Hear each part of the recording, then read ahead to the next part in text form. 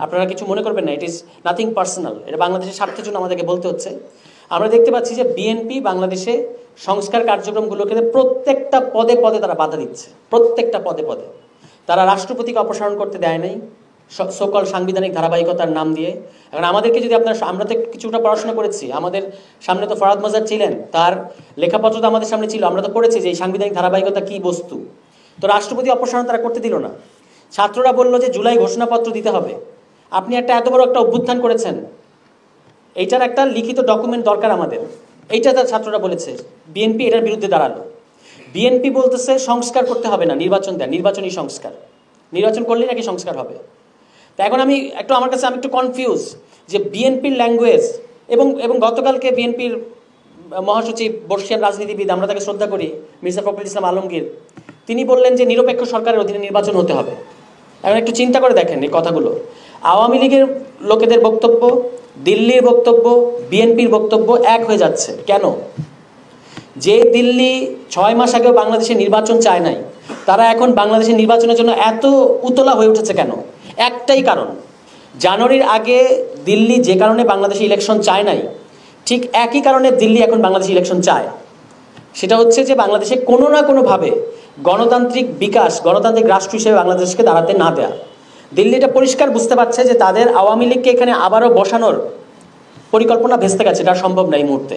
তাহলে তাদেরকে plan B নিয়ে কাজ করতে হচ্ছে আমি এটা বিএনপির নেতাকর্মীদের প্রতি অনুরোধ করতে চাই। আমি জানি যে আপনারা গত 16 বছর অসম্ভব রকমের নির্যাতনের মধ্য দিয়ে ছিলেন, এবং আপনাদের দলীয় নেতাকর্মীদের সাথে যে অন্যায়, যে জুলুম গত 16 বছর ধরে হয়েছে, সেটার বিচার সবার আগে চাওয়া উচিত। সেটার জন্য রাষ্ট্র সংস্কার করা উচিত, বা রাষ্ট্র পুনর্গঠন করা উচিত। কিন্তু নির্বাচনের এই দাবিটা যে বিএনপি কত বড় ফাঁদে পা দিচ্ছে, মানে বিএনপির, আমি নেতাদের কথা বলছি আর কি, এটা হয়তো তারা এখনো বুঝতে পারছে না। দিল্লির একটা জিনিস কিন্তু পরিষ্কার মনে রাখতে হবে যে দিল্লি এখানে বারবার আওয়ামী লীগকে ক্ষমতায় রাখতে চেয়ে শেষ পর্যন্ত রাখতে পারে নাই। ফলে বিএনপি সহ যারাই বাংলাদেশের রাজনৈতিকভাবে ক্ষমতায় আসতে চায়, তাদেরকে জনগণের উপর ভর করতে হবে, অন্য কারোর উপর না। যদি আপনি অন্য কোনো পরাশক্তির উপর ভর করেন, আপনার আওয়ামী লীগের মতো পরিণতি হতে পারে। আওয়ামী লীগকে সরাতে এখানে 15 বছর লেগেছে, আপনাকে হয়তো এতদিন লাগবে না। এবং অভ্যুত্থানের মধ্য দিয়ে যার পতন ঘটবে, তার কিন্তু রাজনীতিতে ফিরে আসা কঠিন হবে, এটা সে যেই হোক। এখন দিল্লির কিন্তু অন্তরে আওয়ামী লীগ, মুখে বিএনপি। এইটা বিএনপিকেও বুঝতে হবে যে এখন বিএনপির উপর কেন দিল্লি ভর করছে।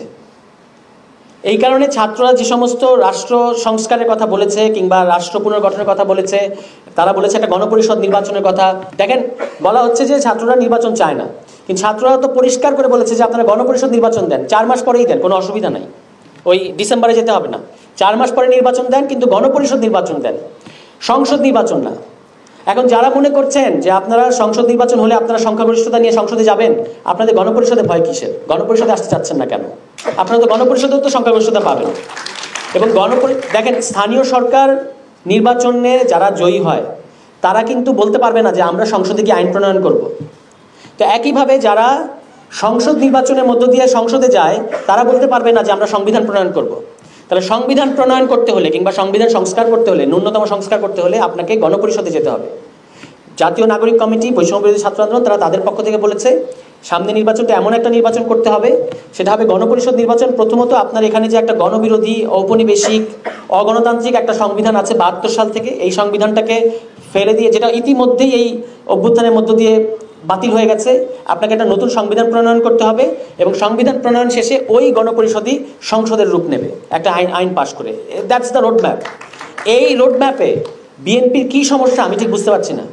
এবং বিএনপি প্রতিনিয়ত যেভাবে বাংলাদেশের, আমি আশা করেছিলাম অন্তত যে বাংলাদেশের ছাত্র জনতা তো 5 আগস্ট পর্যন্ত একটা বড় ঘটনা ঘটিয়েছে। জানুয়ারি পর্যন্ত ওই আন্দোলন তো ফেল করেছে, এটা তো আমাদের স্বীকার করতে হবে। আমরা তো ওই আন্দোলনে ছিলাম, খোঁজ নিয়ে দেখেন, আমরা ওই আন্দোলনের রাস্তায় ছিলাম। কিন্তু ওইভাবে তো ওই সরকারকে সরানো যেত না, এটা খুব পরিষ্কার। আমরা তখন বলেছি, জানুয়ারির আগের থেকে আমরা বলতেছিলাম যে গণঅভ্যুত্থান করতে হবে। ফরহাদ মাজার বলেছেন আপনারা তাকে আওয়ামী লীগের বানিয়ে দিচ্ছেন, বলছেন যে উনি আওয়ামী লীগের দোসর। আমরা নির্বাচন চাচ্ছি, উনি গণঅভ্যুত্থান চাচ্ছেন, উনি আওয়ামী লীগকে ফেভার করতে চাচ্ছেন, এই কথাটা আপনারা বলেছেন। তারপর আপনাদের ওই আন্দোলনটা ফেল করেছে, ওইভাবে হয় নাই, জনগণ আসে নাই ওই আন্দোলনে, স্বীকার করা ভালো। 6 মাসের এবং জানুয়ারির পরে একটা লোক বিশ্বাস করে নাই যে বাংলাদেশে শেখ হাসিনার পতন ঘটবে। ছাত্ররা 6 মাস পরে ওই কাণ্ডটা করেছে, এত বড় একটা ঘটনা ঘটিয়েছে। এখন আমি প্রশ্ন করতে চাই, শুধু বিএনপি না, বাংলাদেশের প্রত্যেকটা রাজনৈতিক দলকে আমি প্রশ্ন করতে চাই, 5 তারিখের পরে বাংলাদেশের যে গণতান্ত্রিক রূপান্তর যেখানে আমাদেরকে যেতে হবে, সেটা যাওয়ার জন্য আপনারা কি কি করেছেন? নির্বাচনের দাবি করা ছাড়া আর কি কি আপনারা করেছেন? দেশে এতগুলো মাজার ভাঙা হলো, আপনারা কি করেছেন? দেশে এতগুলো মব হলো, আপনারা কি করেছেন? আপনাদের তো পুরো দেশের সাংগঠনিক কাঠামো আছে। এইটাকে আপনারা জনগণকে প্রোটেক্ট করার কাজে কিভাবে ব্যবহার করছেন আমাদেরকে বলেন, আমরা দেখি নাই। উল্টো আপনারা যেটা করেছেন, ছাত্ররা একটা নতুন রাজনৈতিক দল নিয়ে আসতে যাচ্ছে, এটাকে হওয়ার আগেই আপনারা কিংস পার্টি আমাদেরকে কিংস পার্টি শেখাবেন? তাহলে কি আমরা এখন ইতিহাস খুলে বসবো? বাংলাদেশে তো বিএনপির চেয়ে বড় কোনো কিংস পার্টি নাই। বিএনপি তো সরকারে থাকা অবস্থায় গঠিত একটা দল, কিন্তু তাতে অসুবিধা নাই, কারণ বিএনপি 2 বার গণরায়ে সরকার হয়েছে, জনগণ তার পক্ষে ছিল। তাহলে আপনারা আমাদেরকেও সে সুযোগ দেন, আমাদেরকে